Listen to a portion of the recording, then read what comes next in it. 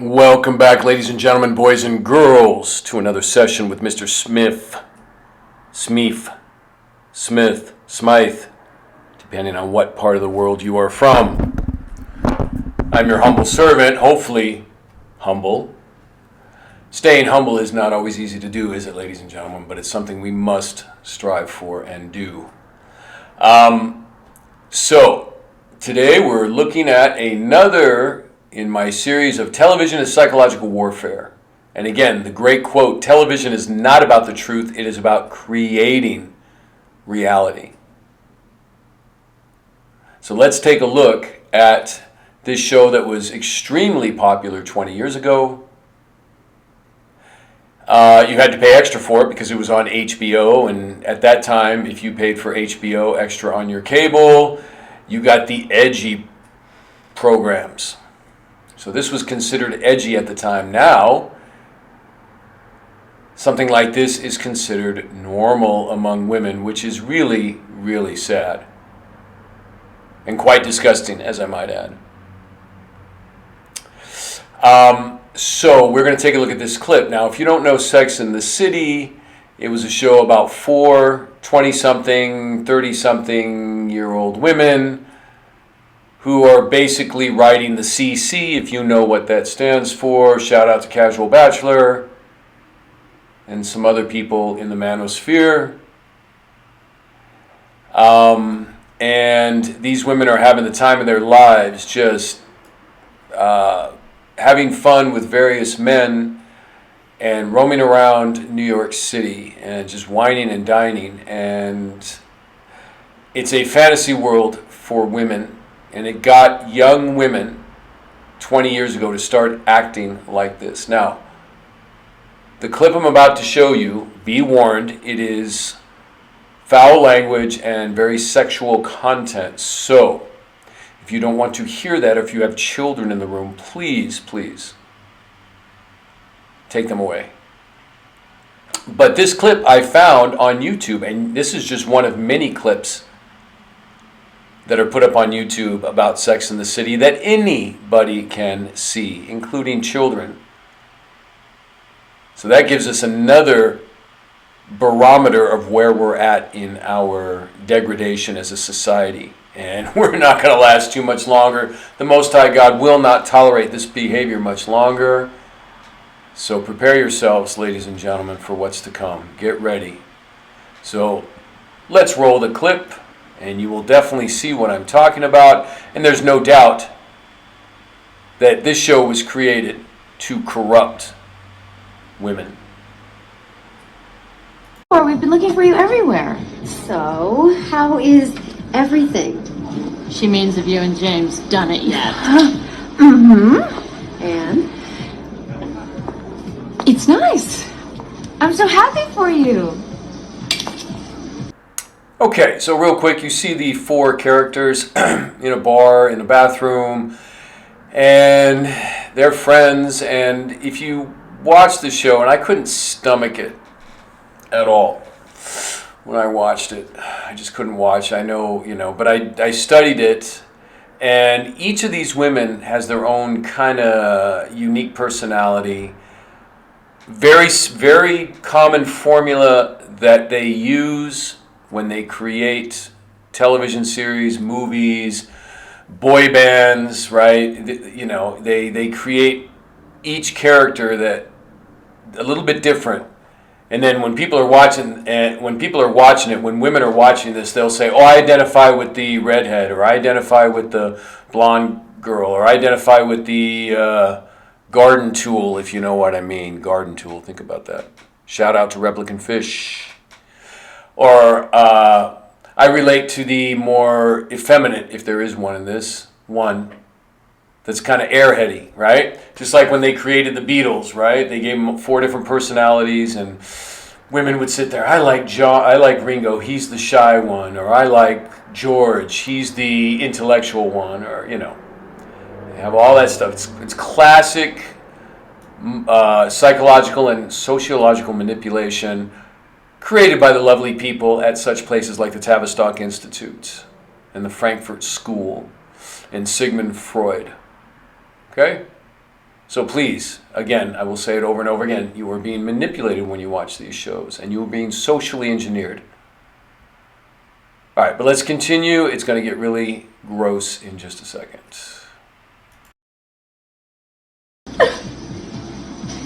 Sweetie, what is it? Nothing.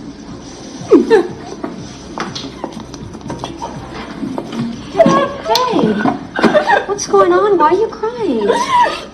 James has a small dick. Oh, well, it's not the end of the world. It's really small. How small? Too small. Well, size isn't everything. 3 inches. Well, Hard. Okay, so you can see where this is going. Ladies, yeah, if you start having relations with a lot of men, the person you want to be your husband after you've had many men might not have the size that some of the previous men have had, and you will always be disappointed in your husband. Think about that. But if you save yourself for marriage, you'll appreciate whatever size your husband has.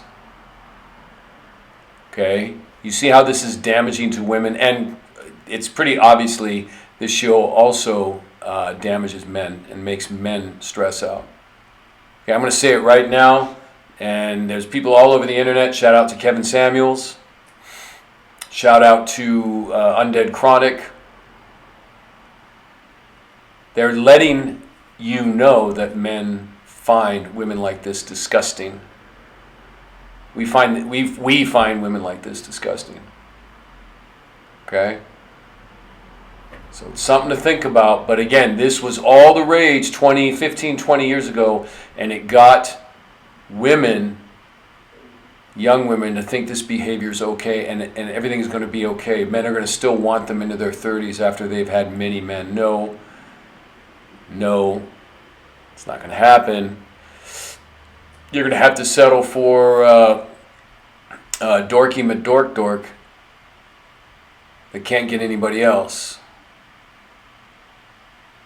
Now, one other thing, this Carrie Bradshaw character here, I don't forget her name in real life, but she looks like the singer for Twisted Sister. Look at that, who was a dude. I've heard rumor mills that this allegedly, that this character right here, the actress that plays this character, was born a man. She's an MTF. Wouldn't surprise me, but allegedly. I can't say that for sure. Anywho, let's move on and finish this up. So one more thing before we finish it up. Why would the creators of the show actually create such a socially irresponsible show that they know full well damages women and damages men and is creating a division between men and women? Well, because they serve a god named Lucifer, and Lucifer hates family, hates men being men and women being women, as God ordained them to be, and hates happy families. Lucifer wants to see chaos. He wants to get rid of humanity altogether because him and his fallen angel buddies want this place for themselves. Those of you that are into the scriptures understand. Those of you that have never heard this before, it might seem far-fetched, but I suggest maybe you check it out. You can see if I'm right or not. You can agree or disagree. Anyway, let's move on. is he a good kisser? Oh, who the fuck cares? His dick is like a gherkin. I feel so terrible. Listen to me. I'm a bad person. Don't beat yourself up. You had certain expectations and you're disappointed. Why? Why does he have to have a small dick? I really like him. I thought you loved him. Well, Oh, look, we've all been there. That's for sure. I was once with a guy the size of one of those little miniature golf pencils. Couldn't tell if he was trying to fuck me or erase me. I'm sorry. It's funny. Let's not lose perspective. There are ways to work around this. I don't want to work around it. I love a big dick. I love it inside of me. I love looking at it. I love everything about it. when I blow him, it's like nothing. Nothing. Can you talk to him about it? No. It's the only thing we can't talk about. Young ladies, please don't be like these women in this show. Turn off your television sets. You know, Kevin Samuels had a comment the other day that people didn't even date. Marriages were pretty much, people courted, where the families got together and everybody agreed, including the boy and the girl, the young man and the young woman, that they wanted to get married. It wasn't until the 50s and they started the like Valentine's Day and greeting card business that they brought dating to the public and changed the culture. Right? And what does dating get you? Dating is just a nice word for saying, yeah, getting it on. I've dated many men. I've dated many women. Yeah, you've got it on with many men and many women, and you see the result of this. It's disgusting. What am I gonna do? All right, now let's take a look at a clip from my favorite show. Back in the 90s and the early 2000s, The Simpsons. And The Simpsons tell you a lot of truth, and you're about to hear it here, where they spoof Sex and the City, and I think they call it, well, you hear what they call it. But even my beloved Simpsons, I realized as I got older, was socially engineering us, just like every other show. So I stopped watching it. But listen to what they say here. They're spoofing Sex and the City here, right? And if you don't know, this is Marge and her two not real attractive chain-smoking sisters.